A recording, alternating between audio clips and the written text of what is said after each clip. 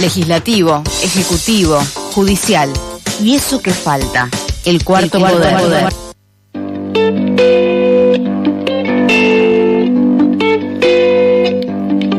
Desde la Asociación Civil por la Igualdad y la Justicia analizaron las partidas del proyecto de presupuesto 2026 destinadas a políticas de vivienda, barrios populares y personas en situación de calle en la ciudad de Buenos Aires.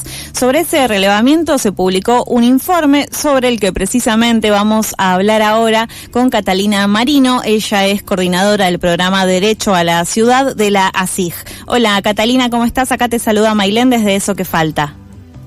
Hola Mailén, muchas gracias por el espacio. Gracias a vos por tomarte estos minutos con nosotras. Bueno, empezamos directamente pensando en el informe que indica que el presupuesto para organismos de vivienda en 2026 es el más bajo de los últimos 14 años. Más allá de la cifra, ¿cómo interpretas esta decisión política del gobierno de la ciudad? Bueno, un poco lo interesante, para poner un poco de contexto, es que el presupuesto de este año del gobierno de la Ciudad de Buenos Aires, en términos reales, digo, todas las cifras de las que vamos a hablar hoy, es en términos reales, ¿no? Como ajustado por inflación. Y lo relevante para hacer el análisis es saber que en el 2026 el presupuesto total de la Ciudad de Buenos Aires aumenta en términos reales. Entonces, cuando hablamos de una reducción del presupuesto, no es respecto del año anterior en un contexto de un ajuste de presupuesto total de la ciudad, sino que es una reducción en un contexto en el que el presupuesto total de la ciudad aumenta. Sí. Entonces, el ajuste en ese sentido es realmente, o sea, es peor, porque lo que demuestra es una decisión política, ¿no? De a dónde van los recursos, y eso queda muy claro. Distinto sería, aún cuando igual pueda ser grave, pero distinto sería que tuviéramos un contexto en el que el gobierno decide, no sé, reducir en términos reales el presupuesto total del gobierno. Bueno, no es el caso, y entonces la decisión de reducir de una manera tan drástica el presupuesto en organismos de vivienda nos da la pauta de una decisión de política pública que no está priorizando estos programas. ¿Qué implica en términos concretos para las personas que viven en barrios populares y para las personas en situación de calle? Es decir, ¿en qué políticas públicas se dejará de aportar este presupuesto? Ahí hago una salvedad, que es las políticas, cuando hablamos de políticas de vivienda, el presupuesto más bajo en los últimos 14 años refiere tanto a las políticas de los institutos de vivienda, de Instituto de Vivienda de la Ciudad o de otros organismos que trabajan en vivienda, como de los programas de barrios populares. Esos sí son los más bajos y sí están reducidos de manera real. No así los programas de situación de calle, que eso depende de otra área del Ministerio de Desarrollo Humano, y esos en términos reales aumentan. Lo digo solo para aclarar. Sí, ahora, buenísimo. respecto de lo que es barrios populares, algo muy grave, que es que nosotros sabemos, en los últimos años, para ahí la audiencia por ahí no está especializada, pero hubo procesos de integración sociourbana, o sea, procesos de urbanización de barrios populares en la ciudad, donde se desarrollaron obras de infraestructura, de vivienda nueva, de infraestructura de servicios, de agua, etcétera, que empezaron a como llevar de manera formal los servicios a las villas. Esas obras, si bien hace años que están en proceso, no están finalizadas. Ni siquiera en los barrios en los que se decidió, son muchos los barrios populares de la ciudad, no en todos se hizo un proyecto integral, en algunos sí se hizo, pero aún así en esos no están finalizadas todas las obras. Y entonces la reducción de este presupuesto lo que implica es que muchas de esas obras tampoco se finalicen o se demoren en la finalización, y eso en general, eso sucede con las obras de infraestructura, o sea, las de agua, las de cloacas, las de electricidad, que hace que después no llegue el servicio de manera formal a las casas. Por ahí llega a las periferias del barrio, por ahí llegan las calles principales del barrio, pero no llega a los pasillos, no llega a las manzanas. Y entonces el impacto real de la urbanización, de los procesos de urbanización, no llega, porque entonces no podemos garantizar que ese servicio sea formal en cada una de las viviendas de los barrios, que es básicamente el sentido de todos los procesos de urbanización, que es que la gente pueda abrir una canilla y tener agua, y tener agua segura, ¿no? Garantizar que esa agua llega segura, que es apta para consumo, y que tiene presión todo el día, las 24 horas, etcétera. Entonces, en la medida en la que nosotros desfinanciemos los programas de integración suburbana y no logremos avanzar con las obras de infraestructura secundaria, le decimos en este caso, pues son las que llegan manzana a manzana, entonces esos procesos no terminan siendo realmente transformadores, ¿sí? Claro. Eso es especialmente lo más relevante, creo, para destacar de lo que es este análisis. Sí. Decías antes que todos los proyectos vinculados a urbanización se concentran en algunos de los barrios populares. Entiendo que esa concentración está dada en los barrios Mujica, en la Villa 20, en el Playón de Chacarita y en Rodrigo Bueno. ¿Cuál es la diferencia, digamos, o por qué se seleccionan determinados barrios en detrimento de otros en esto que decías que es clave, ¿no? El derecho humano al agua, por ejemplo. Bueno, eso fue una decisión de la gestión anterior, digamos, que decidió avanzar en estos procesos.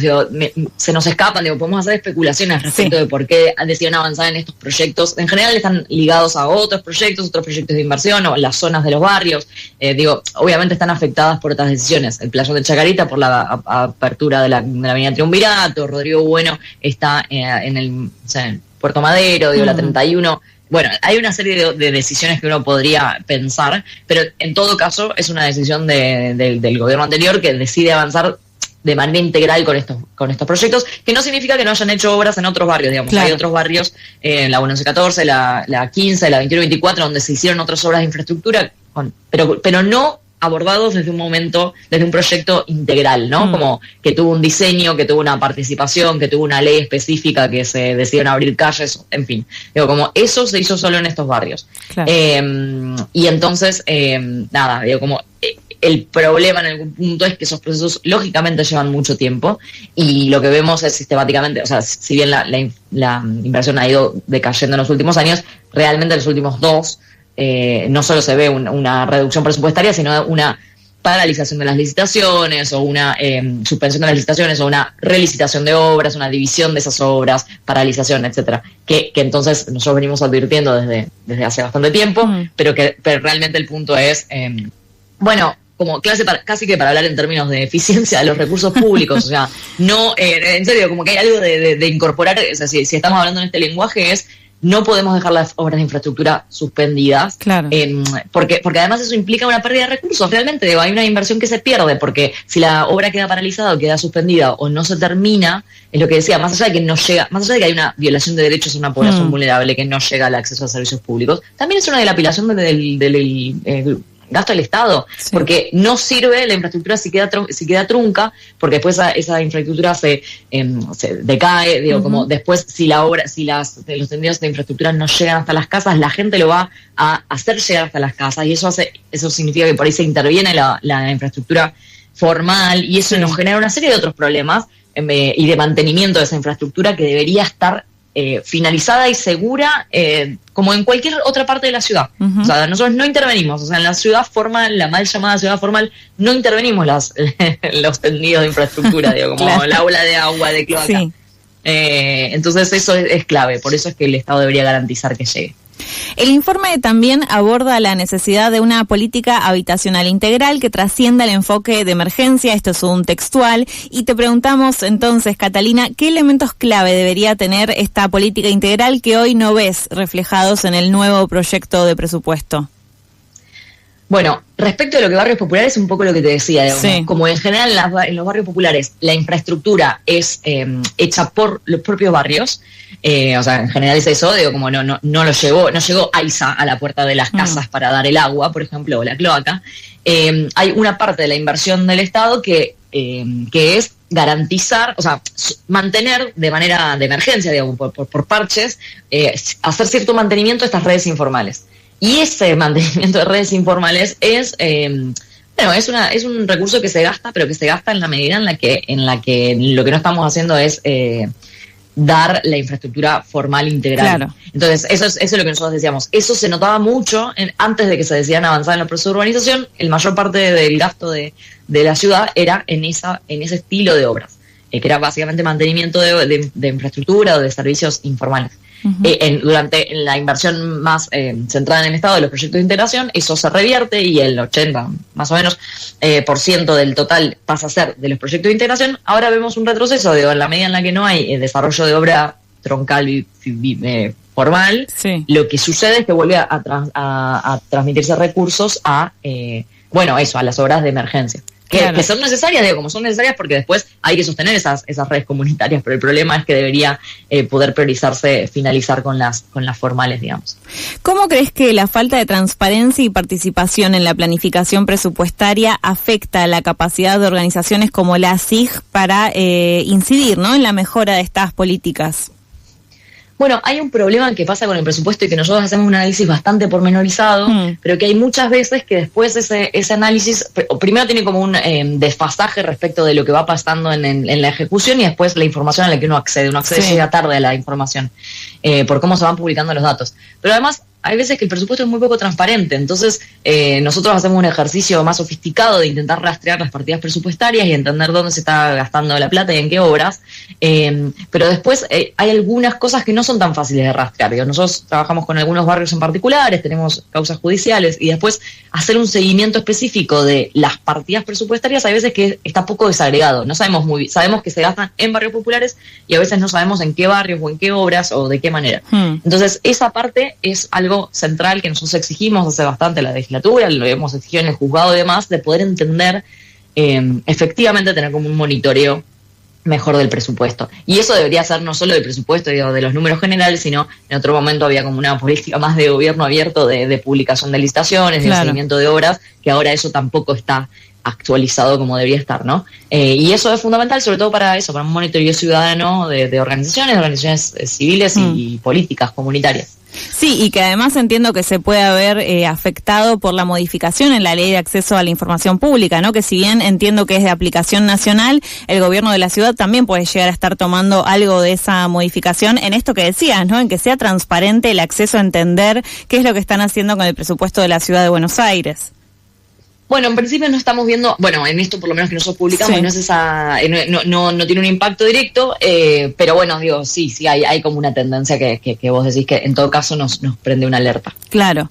Bueno, y pensando de cara al 2026 y si efectivamente avanza en la concreción de este proyecto de presupuesto, ¿qué acciones tienen pensadas realizar para intentar frenarlo o modificar este proyecto precisamente?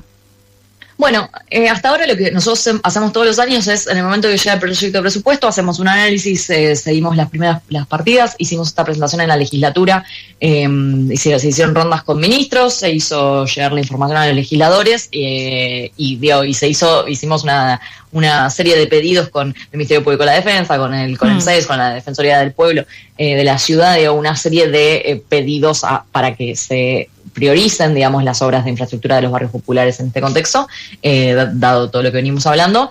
Son las acciones típicas de incidencia. Después, en este momento es medio clave que la legislatura pueda pensar un proyecto de presupuesto distinto, o por lo menos ampliar las partidas en este contexto. Ahí está en el rol de los legisladores de ver qué respuesta se puede dar a esto, ¿no? La legislatura tiene la competencia de modificar las partidas y aprobar otra ley de presupuesto que no es necesariamente la presentada por el Ejecutivo. Podrían hacerlo. Claro, estamos básicamente entonces a la espera de que se vote la ley de presupuesto 2026 de la Ciudad de Buenos Aires y ver si ahí entonces se hacen las modificaciones que ustedes y otras organizaciones de la sociedad civil han presentado para, modificar un poco las partidas por lo menos. Exactamente. Catalina, te agradecemos muchísimo por estos minutos con Eso que Falta. No, a ustedes. Un saludo. Hasta luego. Pasó así Catalina Marino, coordinadora del programa Derecho a la Ciudad de la Asociación Civil por la Igualdad y